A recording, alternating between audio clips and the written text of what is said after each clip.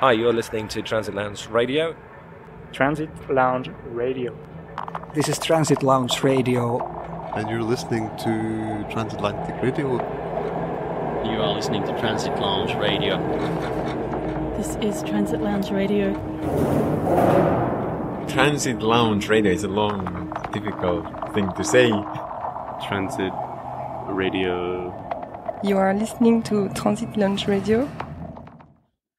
Hi, my name is Nicholas Shaxson, and you are listening to Transit Lounge Radio in Berlin at the 15th Disruption Network Lab event, Dark Havens, Confronting Hidden Money and Power. It's really wonderful to have you here. Thank you so much for joining me in the Transit Lounge, Nicholas. So you've actually written some really interesting books exploring exactly these topics about how the transnational corporations and the super wealthy hide their money and what kind of effect that has on society, the scenarios that you're looking at and why we should be concerned about them. My focus is global finance and global financial systems, and particularly tax havens. I used to work in oil-producing countries in Africa, and I kept bumping up against tax havens, and I never really knew exactly what they meant. I thought they were just exotic sideshows to the global economy. And then it was in about 2007, 2006, I came across somebody who used to be the economic advisor to the British tax haven of Jersey, called John Christensen. He laid out the offshore system of tax havens, how it worked. He's an economist, and I had never seen this analysis before. And I realized two things, really. One, this system is much, much bigger and much more central to the global economy than I had ever imagined. It's not just kind of mafia and celebrities, yeah? No, exactly. I mean, I had this, idea that, corrupt Angolans, a few of them chucking their money in, and Nigerians, and a few celebs, and mafiosi. But what I learnt was that this system is really right at the heart of the financial system, and has been right at the heart of the whole financial side of globalization since the 1970s. Not a sideshow, right at the center of it. Every multinational in the world has many, many subsidiaries in tax havens. Some of them have thousands of subsidiaries in tax havens, doing all sorts of different things. And the other thing that really struck me was that the tax havens weren't where I thought they were. I had seen them as kind of, tropical islands, and there is that, and, alpine havens like Switzerland, and that was about it. But what he was telling me was that the biggest tax havens in the world are Britain and the United States. That's actually kind of shocking to hear, because I immediately think of, the Cayman Islands or the Channel, like the Jersey Islands. And so how does it actually function that Britain and the US are major tax havens? Well, it's all about what a tax haven is.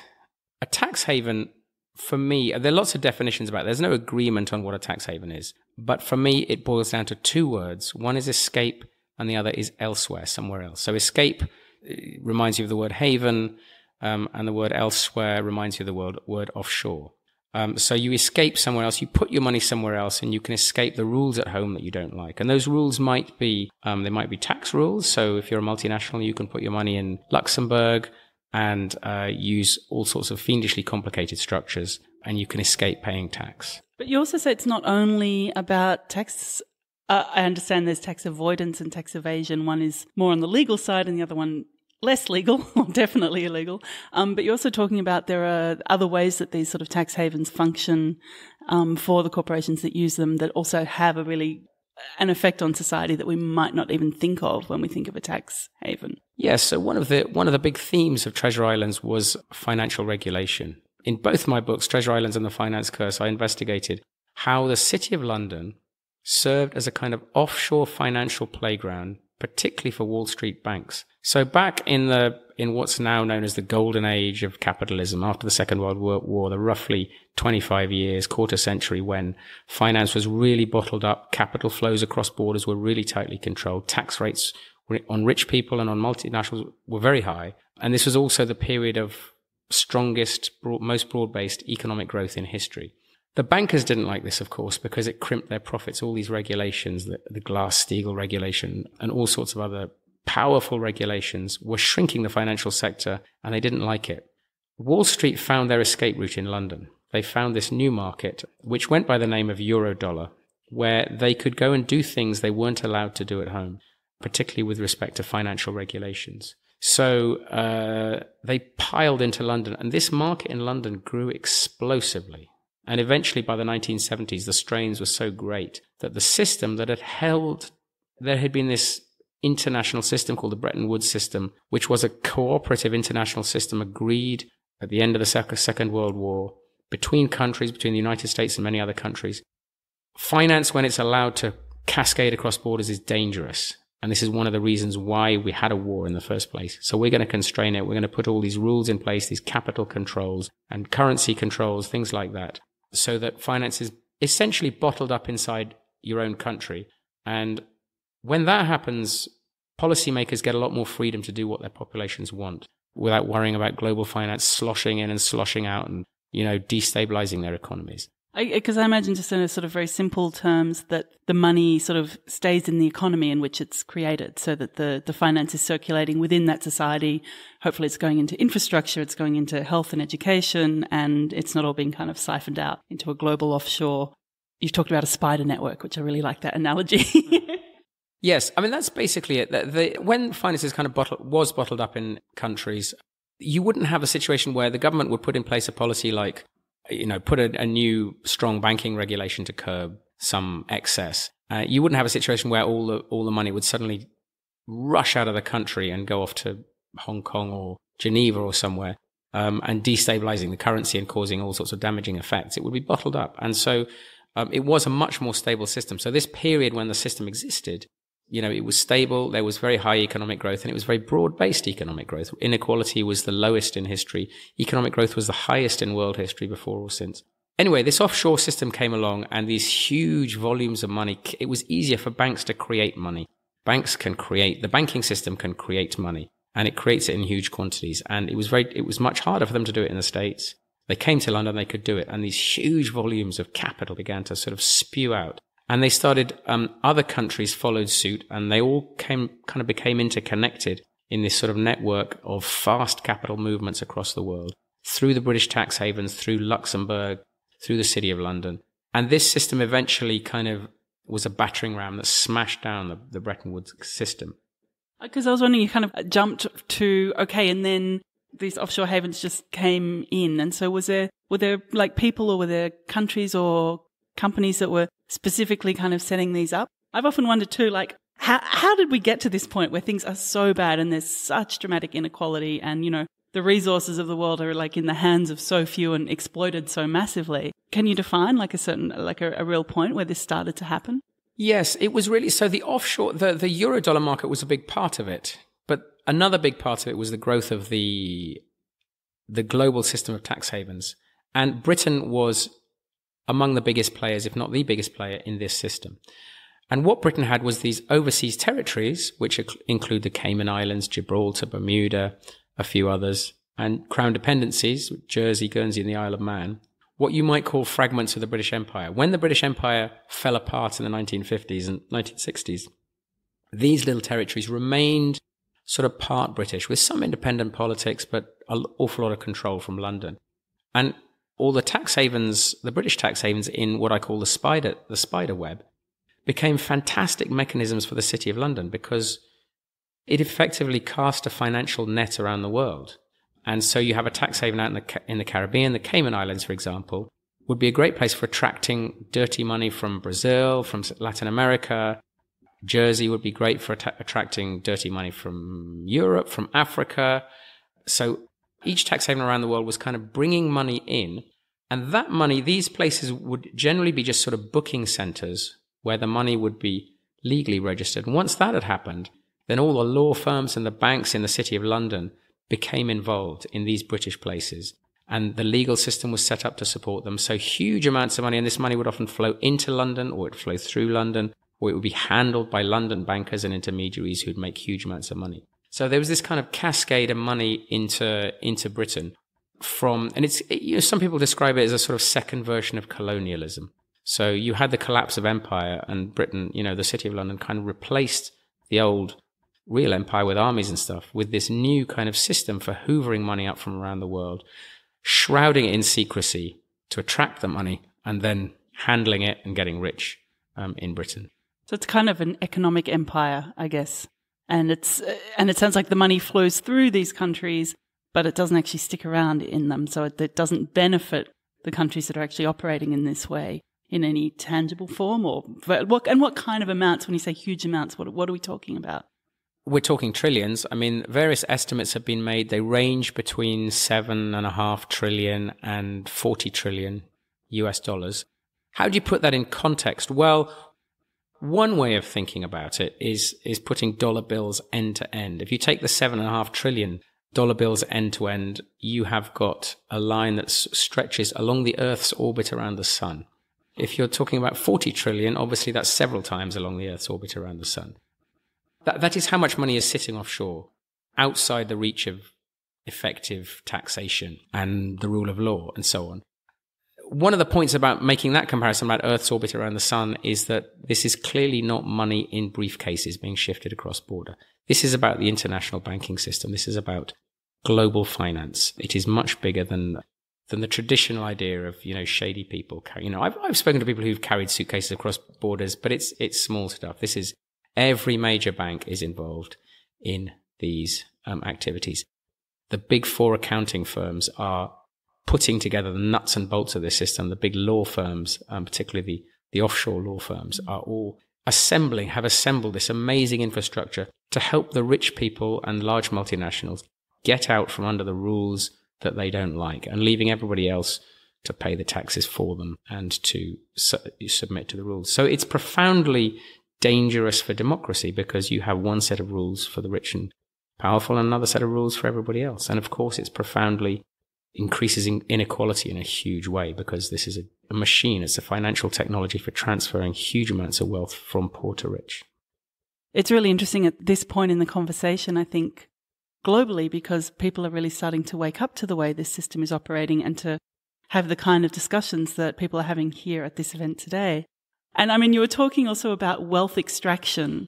Yeah, the idea of wealth extraction is absolutely fundamental to this. And I draw the great comparison is between wealth extraction and wealth creation. So, a company with a factory building stuff, that's wealth creation. Agriculture, growing things from the soil, wealth creation.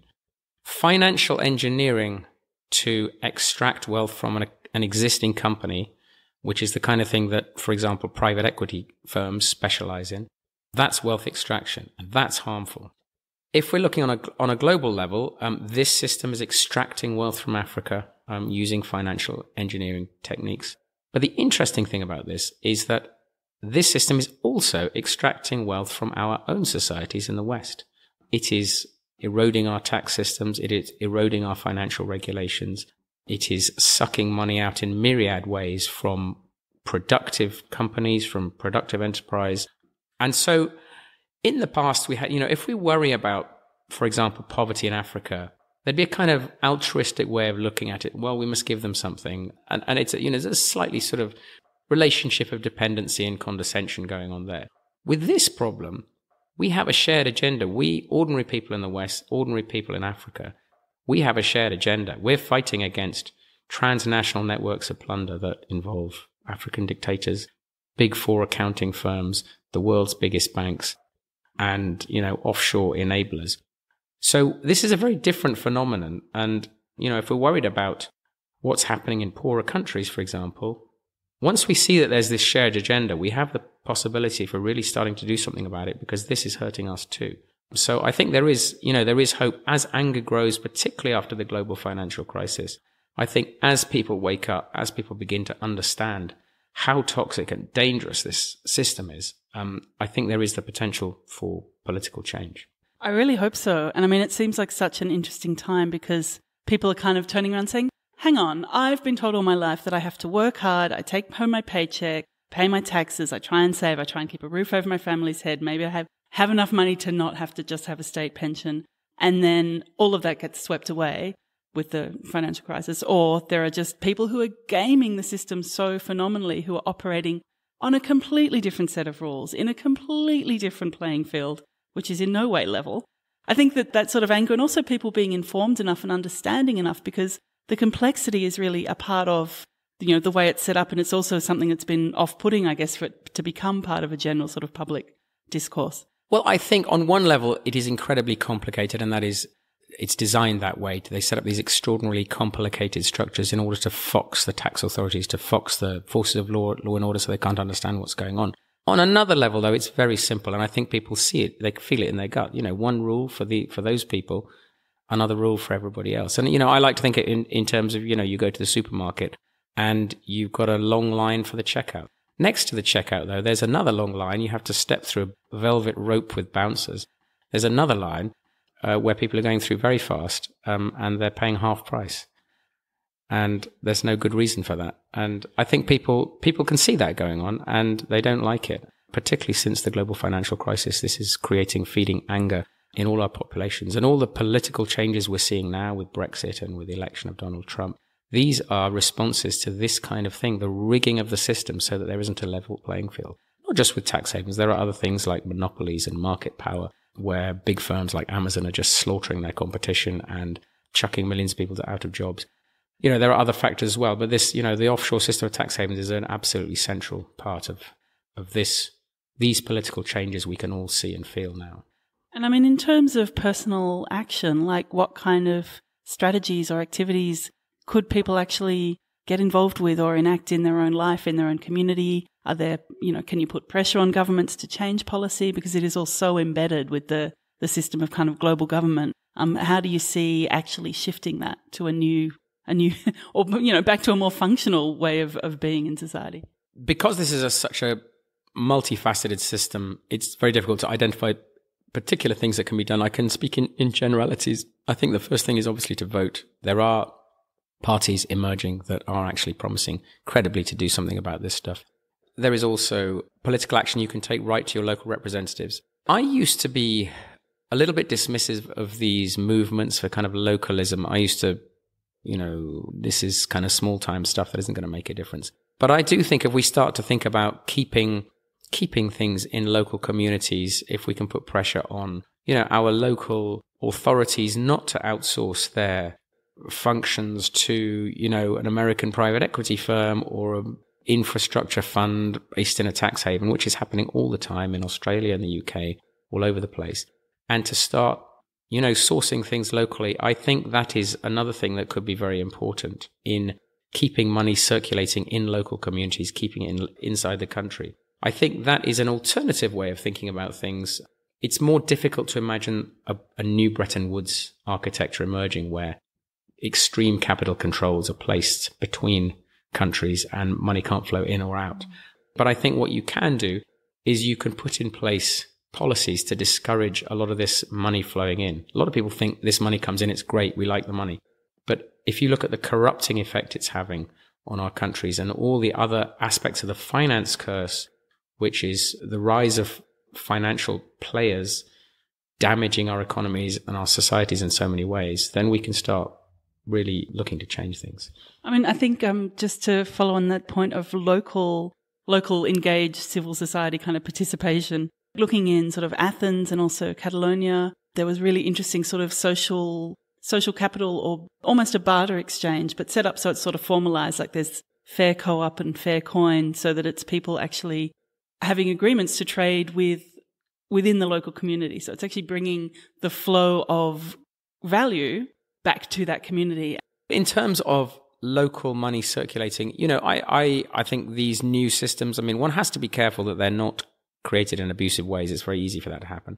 But I think one thing that would be good to push back against is always going to the big multinational private equity, big bank, hedge fund operative who claim they have all the knowledge to do something in your community when there are actually much better alternatives where the money circulates locally, where it doesn't get, sent offshore to tax havens. I think that's, that those outward flows from our communities are immensely damaging.